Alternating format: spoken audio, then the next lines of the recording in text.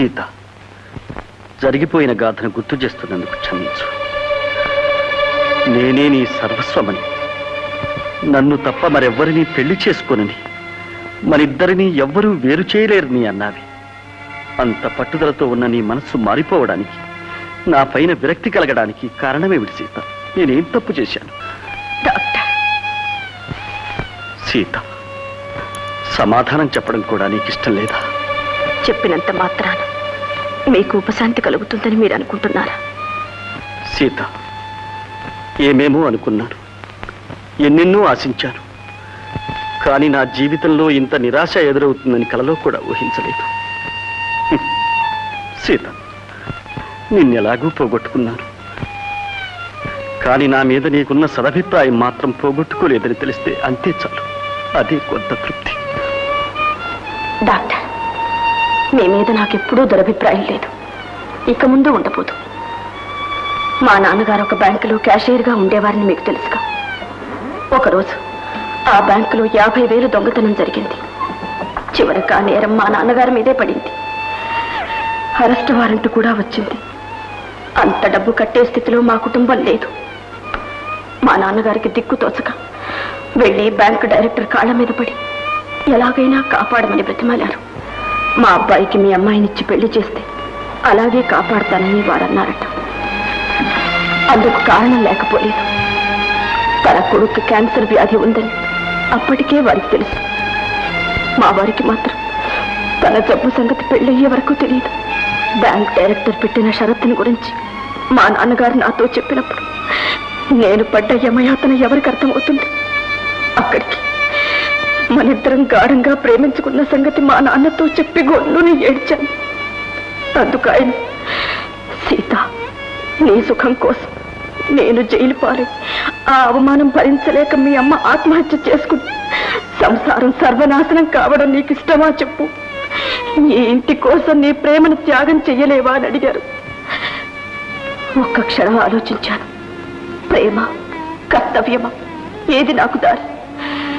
నా అంతరాత్మను ప్రశ్నించాను. ఆ మార్గమే అనుసరించాను. ఏ క్షణాన నా జీవితం గురించి నిర్ణయించుకున్నాను అప్పటి నుండి మిమ్మల్ని కలుసుకోవడానికి అవకాశాన్ని కూడా నేను కల్పించుకోలేదు. ఇది జరిగింది. డాక్టర్, నేను మీకెన్నడూ ద్రోహం తలపెట్టలేదు. మీకే కాదు, ఏనాడు ఎవరికి నేను ద్రోహం చేయలేను డాక్టర్, ద్రోహం చెయ్యలేదు.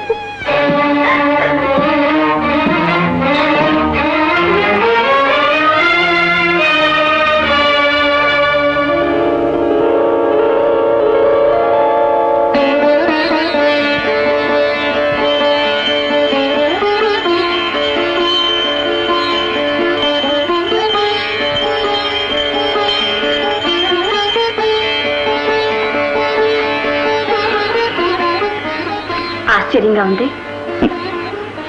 మనం ఆశ్చర్యపడాల్సిన సంగతులు ప్రపంచంలో చాలా జరుగుతున్నాయి సీత. అది కాదండి, మీరు దేవుడికి మొక్కడం ఇదే మొదటిసారిగా చూస్తున్నాను. అవును, మనిషి మీద నమ్మకం తగ్గినప్పుడు దేవుడి మీద భక్తి పెరగడం సహజమే. సీత, నువ్వు ఇప్పుడు దేవుణ్ణి ప్రార్థించేది నా కోసమా, నీ కోసమా? నా కోసం. నా పసుపు కుంకం కాపాడమని వేడుకుంటున్నాను.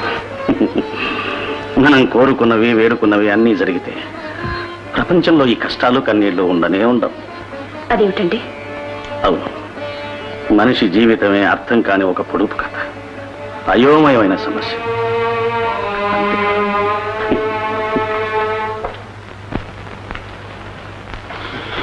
ఎలా ఉంది డాక్టర్ గారు? ఏం పర్వాలేదమ్మా. 18వ తేదీ ఆపరేషన్ చేస్తాం. ఆ తర్వాత అమ్మాయి ఆరోగ్యం బాగా కోలుకుంటుంది. 18వ తేదీ? ఏమ్మా?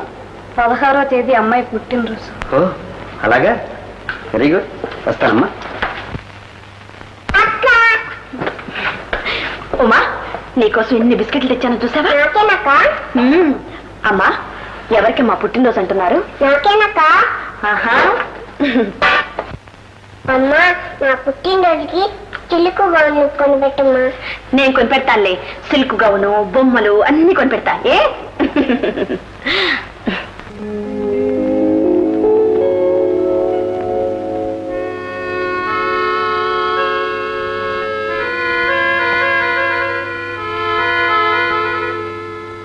సీత,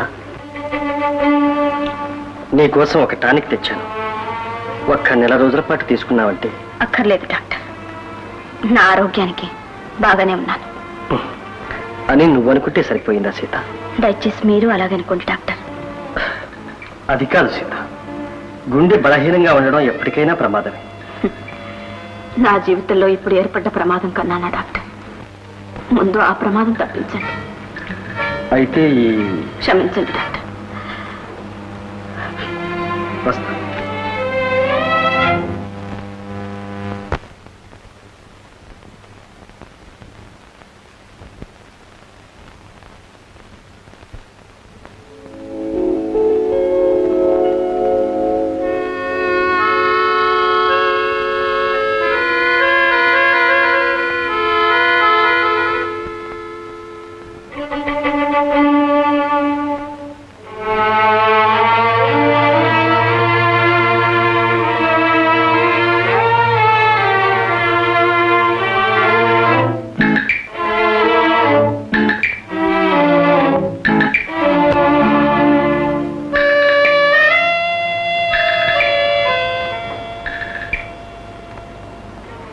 డాక్టర్, సీత, నువ్వా? ఈ అర్ధరాత్రి వేళ ఇక్కడికి? కారణం ఉండే వచ్చాను డాక్టర్. రా సీత, కూర్చో. పర్వాలేదు డాక్టర్, మీరు నాకు సహాయం చెయ్యాలి. చెప్పు సీత, నీ సంతోషం కోసం ఏం చేయమన్నా చేస్తాను. మీ దగ్గర నా ఫోటో ఉండటం సమంజసం కాదు. అది ఇచ్చేసేయండి డాక్టర్. సీత, సీత, నాకు మిగిలింది ఆ ఫోటో మాత్రమే.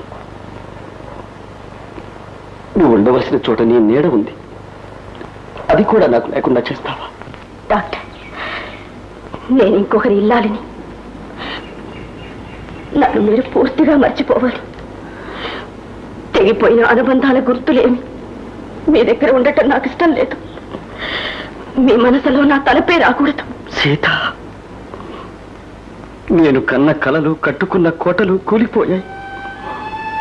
నా ఊహలు, ఆశలు అన్నీ చెదిరిపోయాయి. మీరింకా సజీవంగా ఉన్నారంటే ఆ మధురస్మృతులే కారణం. డాక్టర్, మీ ఆనందాన్ని నాశనం చేసి మీ అశాంతికి కారణం నేనే అనుకుంటే అందుకు క్షమార్పణ కోరుకోవడానికి కూడా సిద్ధంగా ఉన్నాను. వద్దు సీత, వద్దు. ఇందులో నీ తప్పే వెళితూ కరిగిపోయిన ఆశలు, జరిగిపోయిన గాథలు మర్చిపోలేక హృదయంలో దాచుకుని సతమతమవుతున్నాను.